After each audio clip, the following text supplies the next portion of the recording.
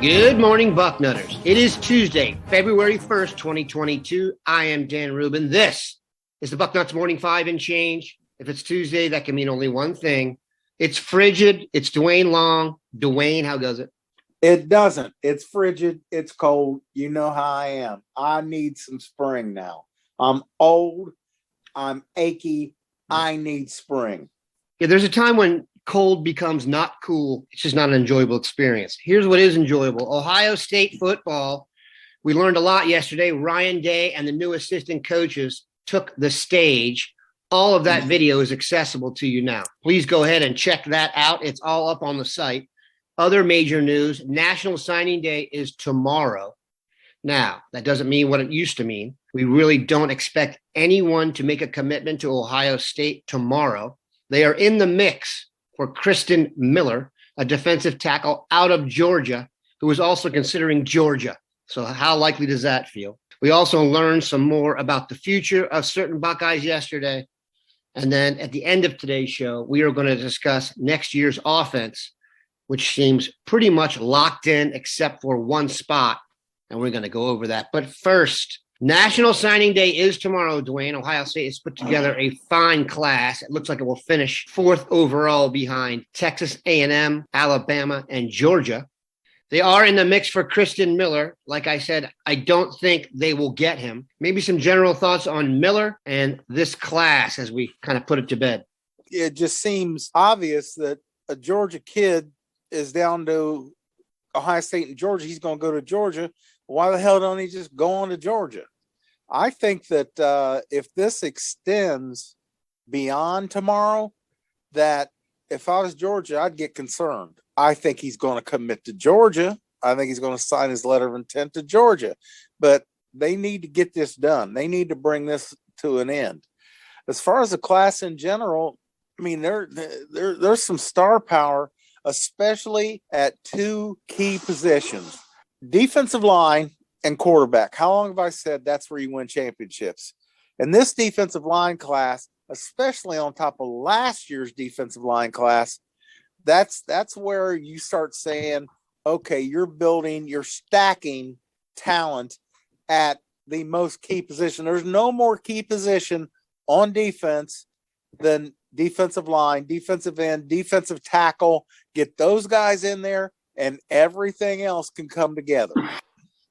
And this is just a monster defensive line class. Absolute monster defensive line class, Christian Miller or not. You know, you got tackles, you got ends. You've got everything you need there to build around, to build a defense around.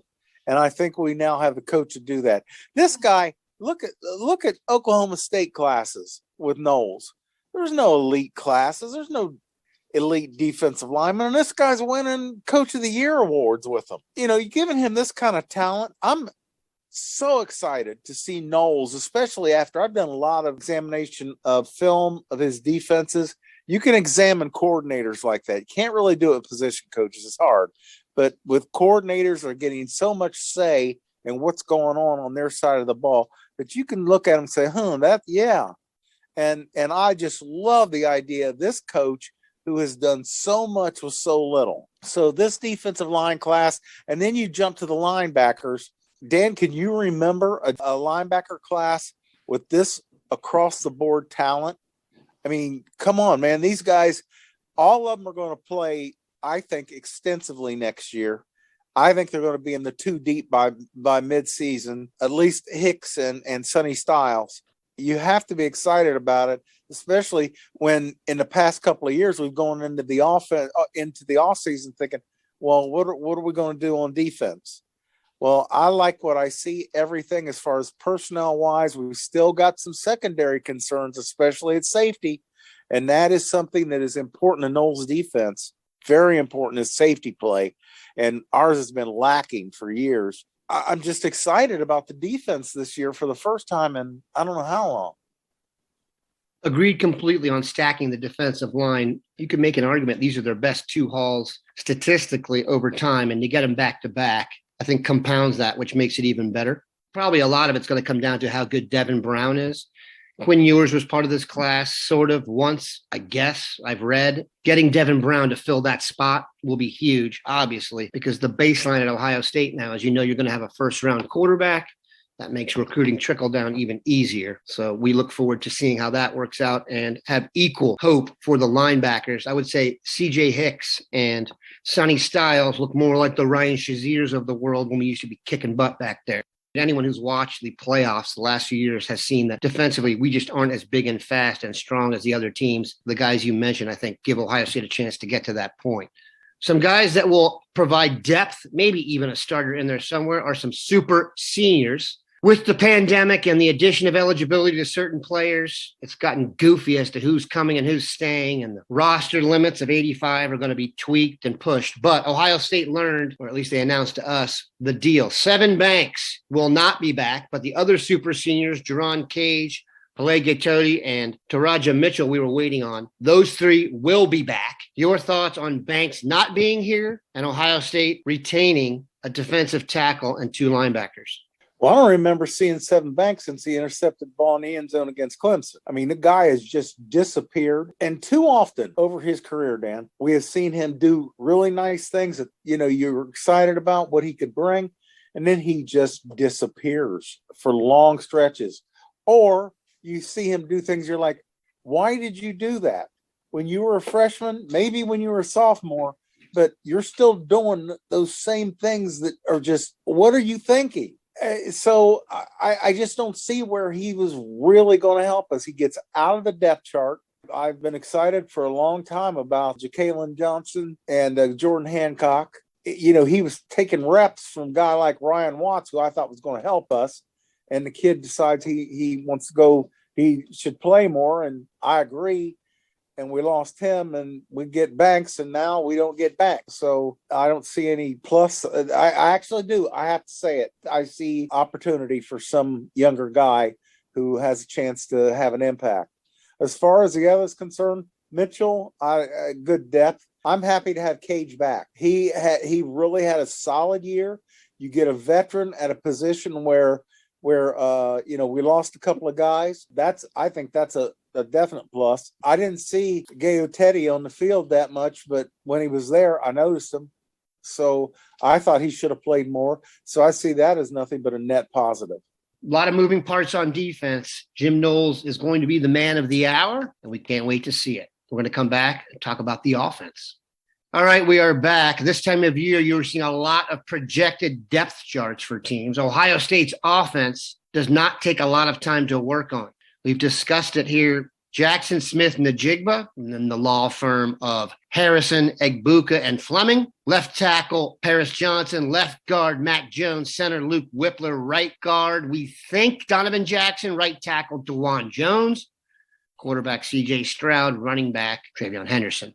Now, the one spot I didn't name is tight end. We really don't know who's going to be starting at tight end. We sometimes don't even know who's going to be playing tight end. That, and I think the emergence of Paris Johnson at left tackle are kind of the only variables left. How do you feel about tight end? And is Paris ready for that job?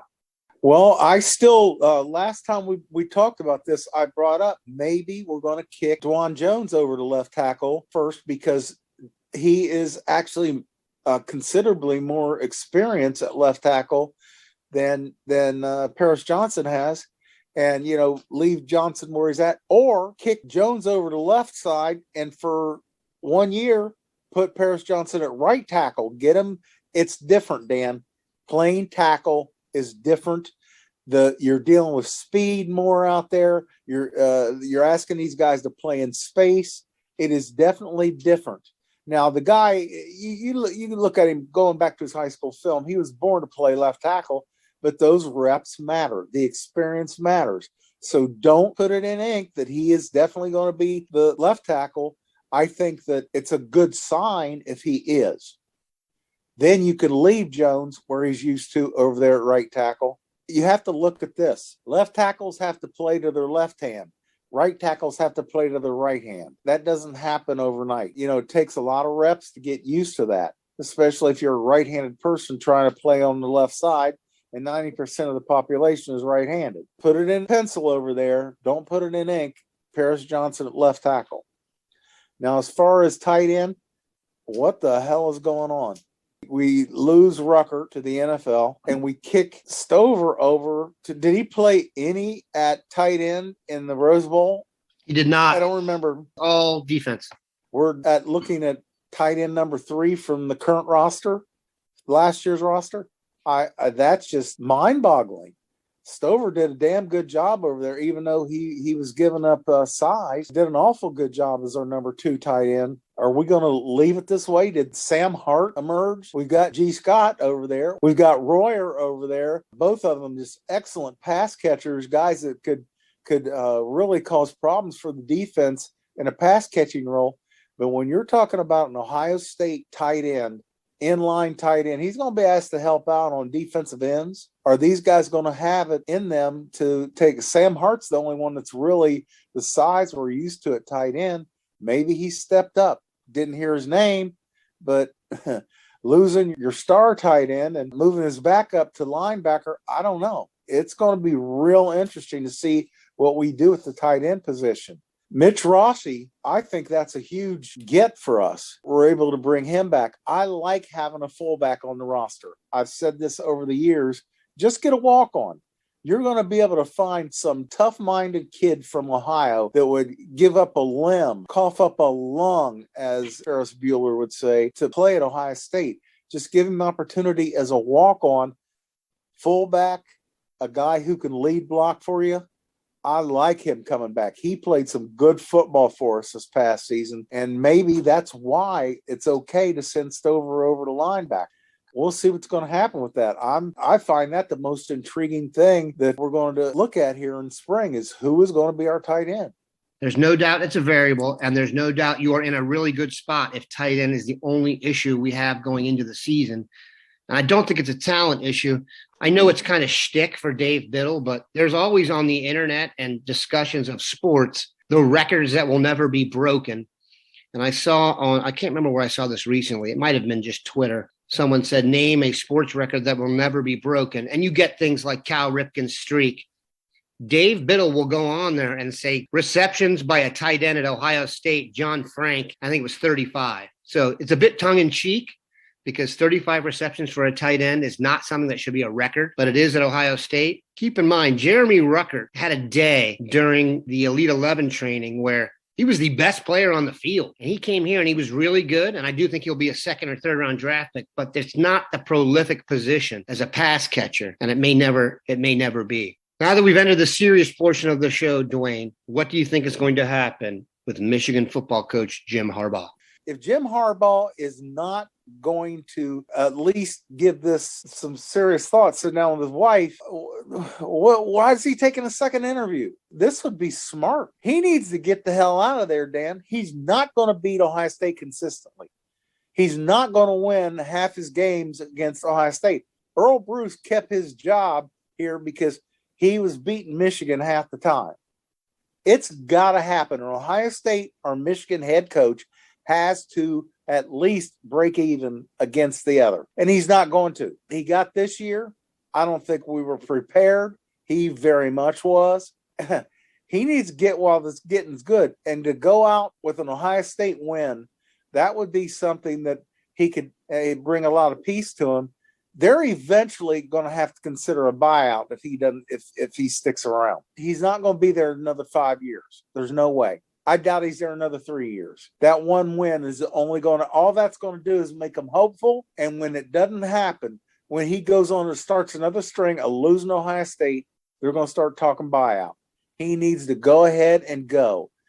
Personnel is where it falls apart for Harbaugh. He's just an odd dude.